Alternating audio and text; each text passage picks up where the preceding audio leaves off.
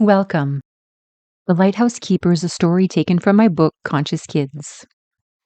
I've adapted it as a meditative story for people of all ages. So before the story begins, find a quiet place where your body can settle and your mind can soften. Let your breath become easy and natural. As you listen, you're invited to notice what your mind is doing. If thoughts drift in or attention wanders, simply notice. There's no need for judgment. There's no pressure. Simply return to the sound of my voice, to the images the story creates in your mind, and to your breath moving quietly through your body. Notice the sensations you're feeling in your body as you listen. Try to feel and allow whatever comes into your awareness, whether it's pleasant or unpleasant. See what happens when you give it your unconditional acceptance. Just for now. Let the story open slowly, like a lantern in the dark. Let us begin now. The Lighthouse Keeper. At the far edge of the coast, where waves sang to the cliffs and the wind tasted of salt, stood a lighthouse made of pale stone.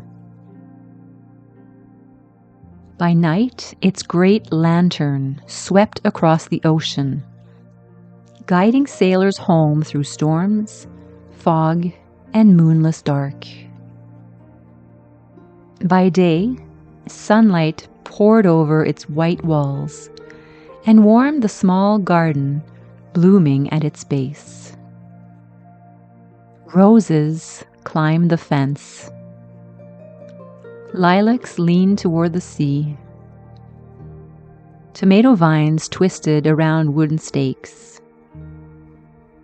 And in the long grass, bees moved from flower to flower with a slow, steady hum. The lighthouse keeper was a young woman named Maya. She had been blind since birth, yet she seemed to see more than most eyes ever could. She knew the sound of every wave, the shape of every stone, the mood of the wind before rain. Her hands could read the ridges of a leaf, the softness of a petal, the warmth of soil after a sunny day. When she walked through her garden, the world painted itself through scent and sound and touch. The sweet breath of lilacs, the green sharpness of freshly cut grass, the salt of the sea, the deep, patient rhythm of waves rising, falling, rising, falling against the rocks. Maya was loved throughout the village. Sailors said her light had saved their ships more than once. Neighbors came to talk while she tended her garden, and somehow they always left lighter than when they arrived. For Maya carried a quiet gift. She could sense people's moods as colors in her mind. Kind thoughts shimmered gold. Sadness moved in soft blue. Jealousy curled green. Worry gathered gray around the chest and throat. Anger flashed red, hot and restless. And beneath each color, Maya could sense the thought that had planted it there. The tiny seed from which the feeling had grown. She never used her gift to shame anyone. She simply noticed, the way the lighthouse noticed the sea, the way the lantern swept across the water, not judging the fog, not fighting the storm, but shining steadily all the same. Word of Maya's gift traveled far beyond the village. It crossed harbors, it crossed islands, and at last it reached the ears of a cruel ruler known as the Dark Viper. He lived on a faraway island, in a fortress where the windows were narrow and the halls smelled of iron and smoke. When he heard of Maya, his eyes sharpened. "A girl who can sense thoughts," he said. "That could be useful." So he sent one of his cleverest spies to the coast. His name was Ivan. The moment Ivan's small boat scraped against the shore near the lighthouse, Maya felt him. A heavy, unfriendly energy. Black-gray, like seaweed twisting in deep water. She did not turn toward him. She did not call out. She simply pressed her fingers into the soil and continued tending her garden. But her awareness sharpened, the way a cat's ears twitch when something stirs in the dark. The next morning, Maya felt him again. This time, his presence slipped closer. Her shoulders tightened. Her breath rose high in her chest. Her stomach clenched like a small fist. For a moment, gray worry brushed against the edges of her own inner world. Then her hands settled more deeply into the earth. The soil was cool, steady, alive. A breeze moved through the lilac bush, softening the leaves one by one. Maya let the thoughts pass through her mind like ships crossing the horizon. Not one needed to drop anchor.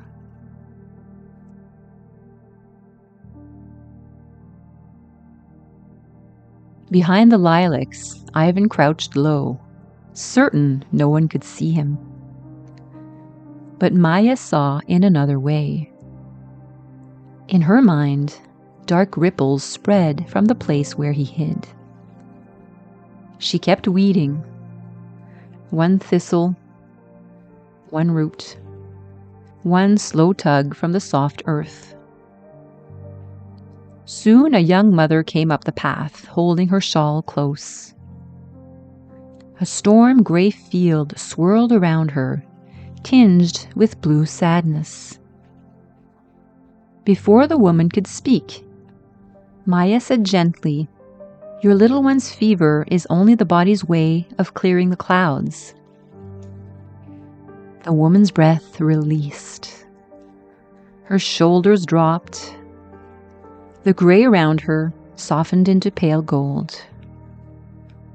"Thank you, Maya," she whispered. "Your garden is so beautiful." Not long after, an old fisherman arrived, his boots scraping the stones. A dark green haze hung around him like morning mist. "You're believing the sea has turned against you," Maya said. "But perhaps it's only resting." The old man stood quietly. Then he laughed, low and surprised. The dark green began to lift.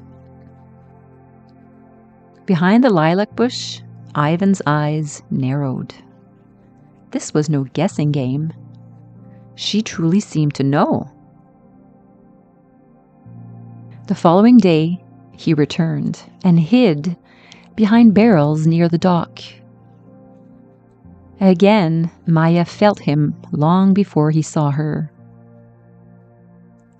That afternoon, Mr. Goldsmith came up the garden path carrying a wooden box.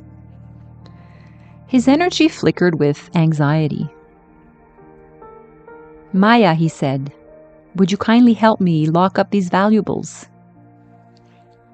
"Of course," she replied. "Follow me." Together they walked up the winding path to the lighthouse and descended into its secret underground chamber. The tunnel was cool and echoing. Maya's fingertips glided along the stone wall, each familiar ridge a trusted map. She felt the faint vibration of footsteps through the floor. Lantern warmth brushed her cheek as they passed. Below the lighthouse, wooden shelves lined the chamber. Locked chests, cloth-wrapped bundles, coins, pearls, and keepsakes rested in the quiet dark. The villagers trusted Maya to guard their treasures, knowing she could sense even the faintest shadow of ill intent. Unfortunately, Ivan overheard everything. That night, Maya felt his energy leaving the harbor, moving across the water toward the distant island.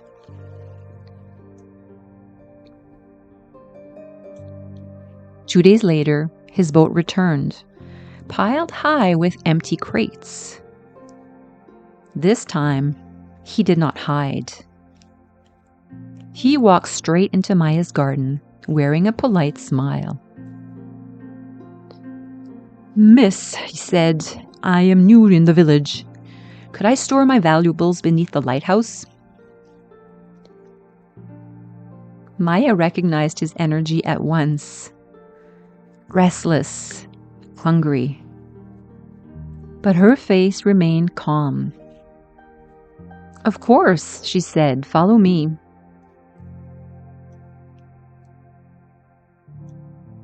She led him down the same stone tunnel. The air grew cool. Their footsteps echoed. Lantern light trembled along the walls. At last, they entered the chamber where the most precious treasures were kept. "This room has extra protection," Maya said. "Would you like to leave your crate here?" "Yes," Ivan said quickly. "That looks perfect." "Would you like a few moments to get organized?" He tried to hide his grin. Yes, that would be very helpful." Maya stepped away. The moment she was gone, Ivan began stuffing his crate with anything that shone. Gold coins, silver cups, strings of pearls, carved boxes. Treasures clinked and scraped as he worked faster and faster. Then came a sound. Click. The heavy door swung shut behind him and locked. For several minutes, Ivan did not understand. Then he rushed to the bars and shook them. "Let me out!" he shouted. "You can't do this to me!" But Maya was already back in her garden.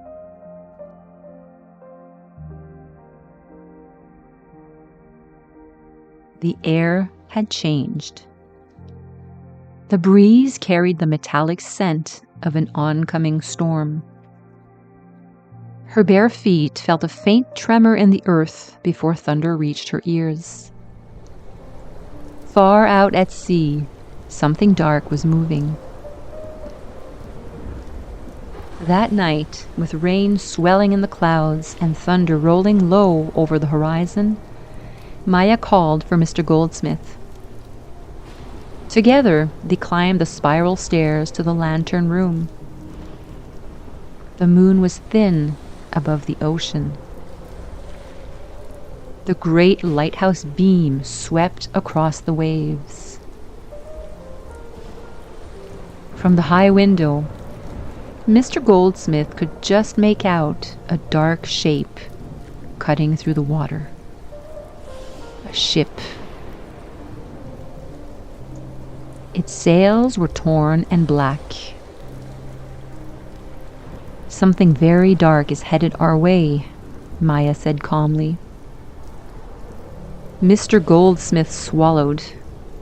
What shall we do? Maya listened. The waves struck the cliff below. The wind pressed against the glass. The lantern turned again and again, offering its light to the sea. That ship is following the beam, she said. Its crew will come straight to our shore if the light welcomes them. She stood very still, not afraid, only clear. Turn it off. Mr. Goldsmith hesitated. The lighthouse had always guided ships in, but not every ship was meant to be welcomed. With shaking hands, he pulled the lever. The great lantern faded. Darkness covered the sea. For a few long moments, nothing happened. The wind moved around the tower. The waves breathed against the rocks. Then the dark ship slowed. It drifted, turned, and disappeared back into the fog.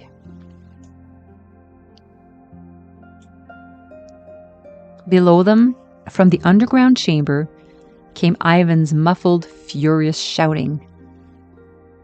Maya tilted her head. Even Mr. Goldsmith could not help smiling. The storm pressed against the coast all night, rattling shutters and shaking the lighthouse walls. Inside the chamber, Ivan paced like a caged fox, muttering curses that rolled through the stone like distant thunder. But by dawn, the wind had calmed. The sea softened. The first light of morning touched the garden. Maya descended the stairs with Mr. Goldsmith beside her. She stood outside the locked door. You have a choice, she said. Return to your master and tell him the truth, that darkness is not welcomed here, or stay and remain a prisoner of your own greed. For a while, Ivan said nothing. Then his shoulders slumped. The fight drained from his voice. Fine, he muttered. I'll leave. Before opening the door, Maya placed a small, smooth stone in his palm. It had been warmed by her hand. This is a reminder, she said, that every shore is guarded by the light and by the keeper who chooses what to welcome. Ivan closed his fingers around the stone. He did not thank her, but he did not throw it away. By afternoon, he was rowing back toward the open sea, a shrinking speck on the horizon. Days later, whispers reached the village. The Dark Viper's ship had been lost in a strange fog, turned back by the sea itself. The villagers only smiled. They knew the lighthouse had protected them. From that night on, Maya and Mr. Goldsmith tended the lantern together. They polished its great lens until it shone like a captured star. They watched the harbor. They listened to the wind. They guarded the shore. And quietly, in their own hearts, they learned to do the same. To notice what approached, to sense what darkened the inner sky, to choose what could enter and what must pass by. The lighthouse stood tall above the waves, its garden blooming at the base, and its lantern turning slowly through the dark. Not fearing the storm, simply shining. Again and again and again. And when you're ready, you can come back to the room, come back to your body, and gently open your eyes.